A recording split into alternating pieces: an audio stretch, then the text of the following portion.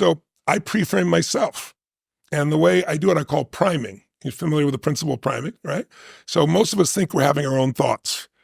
Most of our thoughts have been primed by the environment. So an example would be they did a study at Harvard where they took 4 actors, 2 men, 2 women. They had them rehearse doing the exact same presentation.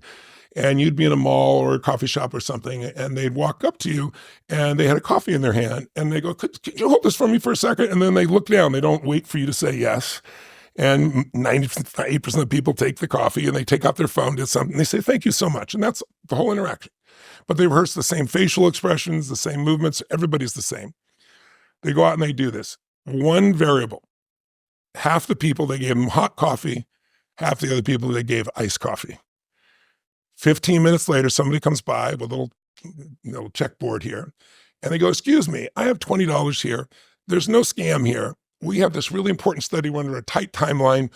Would you give us 1 minute of your time for $20? You just read these 3 paragraphs of the story and answer these 2 questions.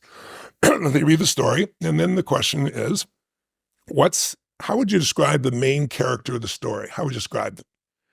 Well, interestingly, the people that given hot coffee, 81% said the person was warm and genuine. The people that given iced coffee said the person was cold and uncaring, and it's the exact same story, the exact same ratios, 81 versus 80%, just to give you an idea. All they did was 15 minutes earlier have something that framed them, as you would say, right?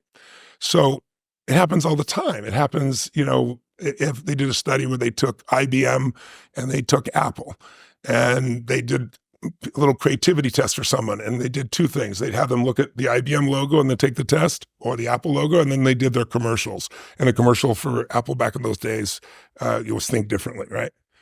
22% higher score if they looked at either the Apple logo or the commercial on the exact same test, no other criteria difference, to give you an idea.